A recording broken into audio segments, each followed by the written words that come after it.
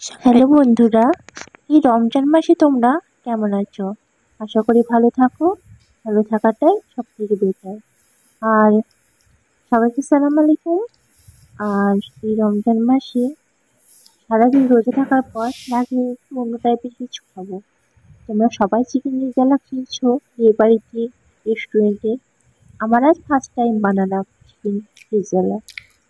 আর যে টাইপের করে বানিয়েছি সত্যি অসাধারণ হয়েছিল।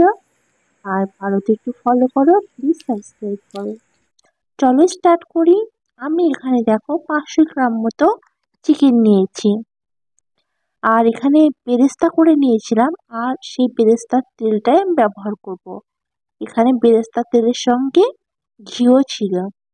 আর এই চিকেনের লেগ পিস দুটো আমি এই তেলে ফ্রাই করে নেব। অল্প ফ্রাই করব, বেশি কড়া করে ফ্রাই করার কোনো দরকার নেই। একটা আমার চিকেনের লেগ পিস বড় সাইজের ছিল, একটা ছোট। দেখো এগুলো আমার অলমোস্ট ফ্রাই হয়ে গেছে। আমি একটা থালার মধ্যে উঠিয়ে নিয়েছি। তারপরে সেই তেলেই আমি কিছু ফোড়ন দিয়ে দেব। যেমন দিয়েছি জয়িত্রী, দারুচিনি, এলাচ। আর এখানে আমি একটা পেস্ট বানিয়ে নিয়েছিলাম, সেটা তোমাদেরকে দেখানো হয়নি। যেখানে ছিল টক দই, আদা রসুন বাটা, পেঁয়াজ বাটা, বিরিয়ানি মশলা, তারপরে ছিল কাজু বাদাম বাটা, আর সব একসঙ্গে জিরে আর ধনে সব একসঙ্গে মাখিয়ে আমি রেডি করে একটা পেস্ট বানিয়ে নিয়েছিলাম। কারণ রান্নাটা আমি একটু তাড়াতাড়ি চেষ্টা করেছি রান্না করবার জন্য। রোজার মাসে তো বেশি হাতে টাইম থাকে না, সেই জন্য আমি ভাবলাম মশলাটা রেডি করে নিই। তোমরা বুঝতে পেরেছো নিশ্চয়ই মশলার মধ্যে কি কি দিতে হবে। তাই আমি এখন তেলের উপরে মশলাটা ছেড়ে দিলাম। আর অনবরত নাড়তে থাকবো, কারণ সেখানে আমার টক দই দেওয়া আছে। আর ওই মশলাটা বানাবার সময় ওখানে আমি লবণও দিয়ে দিয়েছিলাম পরিমাণ মতো। আর তোমরা সেটা দিতে পারো, দিলে ভালো হয়। ওই সময় দইটা ফাটার চান্স খুব কম থাকে। আর কিছুটা বেরেস্তা আমি এই মুহূর্তে দিলাম, কারণ অনেককেই দেখেছি আবার পেঁয়াজ কেটে আবার ফ্রাই করে আবার ওটা করে মশলা দিয়ে কষে। আমি সেটা অত জটিল করতে চাইনি। ওই জন্য তোমাদের সহজে যেন মনে হয় সহজ রান্নাটা হয়েছে, ভালো লেগেছে, সেই জন্য বেরেস্তাটা উপর থেকে দিয়ে দিলাম। দেখো গ্রেভিটা ফুটে উঠেছে। ফুটে ওঠার পর অনেকক্ষণ কিন্তু মশলাটা কষাতে হবে। তারপরে যখন এরকম তেল ছেড়ে আসবে, চিকেনের লেগ পিস দুটো আমি দিয়ে দেব। আর উপর থেকে কাঁচা লঙ্কা দিয়ে দেবো। মশলাটা কিন্তু মেন কষাবার জন্য। আর এখানে আমি একটু চিনি দিয়ে দিলাম। মশলাটা যতক্ষণ পারবে ভালো করে কষবে। একবার তেল ছেড়ে এলে আবার একটু জল দিয়ে আবার কষে আবার যখন তেল ছাড়বে তখন চিকেনটা দিয়ে দেবে। আমার এত বড় লেগ পিসটা উল্টাতে খুব কষ্ট হচ্ছিল, কিন্তু করে নিয়েছিলাম। আর সত্যি বলবো যে চিকেন রেজালাটা আমার কাছে আজ ফার্স্ট টাইম, মানে আমি ফার্স্ট টাইম ট্রাই করলাম, ফার্স্ট টাইম খেলাম। কিন্তু অপূর্ব একটা স্বাদ হয়েছিল। আমি কিছুক্ষণ ঢাকনা চাপিয়ে রাখলাম যেন চিকেনটা ভালোভাবে সিদ্ধ হয়ে যায়। তারপরে ঢাকনা খুলে আবার আমি এর মধ্যে একটু অল্প পরিমাণে ঘি দিয়ে দিলাম। কারণ রাজকীয় স্বাদটা আসবে কি করে।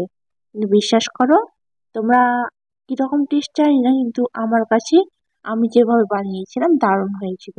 আর একটু কেওড়া জল আর একটু গোলাপ জল আমি এর উপরে দিয়ে দিলাম। খুব বেশি দেবো না, কারণ স্ট্রং ফ্লেভারটা হলে সবাই খেতে পছন্দ করে না। অল্প করে দেব। আর এখানে ঝালের পরিমাণটা খুব কম লাগে। আর তোমরা যদি একটু ঝাল খেতে চাও সে পর্যায়ে একটু ঝাল দিতে পারো। কিন্তু আমি চিকেন রিজার্ভে একটু ঝাল কমই দিয়েছিলাম। যেমন চিকেনটা কষতে কষতে আমার প্রায় অনেকটা শুকিয়ে এসেছে। এই পর্যায়ে আমি লিকুইড দুধ দিয়ে দেবো। অনেকেই দেখেছি গুঁড়ো দুধ ব্যবহার করে। সেটাও তোমরা হাতের কাছে না থাকলে গুঁড়ো দুধ জল দিয়ে ঘুলে ব্যবহার করতে পারো। কিন্তু আমার কাছে গরুর দুধ ছিল, সেটাই দিলাম। আর এটা দিয়ে চিকেনটাকে ভালোভাবে ফুটিয়ে যতক্ষণ এটার উম, রসটা টেনে নেয় ততক্ষণ অব্দি এটা ফুটাবো। তারপর এটা হয়ে গেলে আমি নামিয়ে নেবো কিছুটা বেরেস্তা দেওয়ার পর। দেখো এটা না ফুটে আমার একদম গাঢ় হয়ে এসেছিল। এই মুহূর্তে আমি কিছুটা বেরেস্তা দিয়ে দিলাম। খুব বেশি বেরেস্তা দেওয়া দরকার নেই, কারণ আমার চিকেন 500 গ্রামের মতো ছিল। তাই আমি এখানে বেরেস্তা ছড়িয়ে দিলাম। ছড়িয়ে দেওয়ার পর আরেকটু ভাপে রেখে দেব। তারপর এটা পরিবেশন করব। তা বন্ধুরা, তোমাদেরকে কি রকম লাগলো আমার চিকেন রেজালা?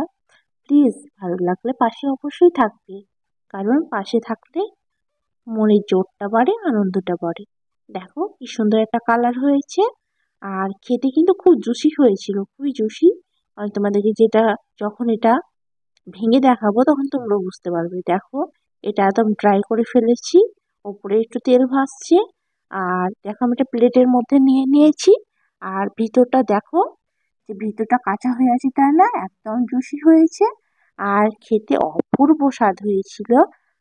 এটা তোমরা বিরিয়ানির সাথেও খেতে পারো, এটা তোমরা ফ্রাইড রাইসের সাথে খেতে পারো, যে যাতে খুশি খেতে পারো, শুধু মুখেও খেতে পারো। এটা নিজের উপরে ডিপেন্ডেন্ট, নিজের স্বাদ। সবারই স্বাদ তো আর সমান না, তাই না? কিছু কিছু মানুষের স্বাদ অন্য টাইপের আছে।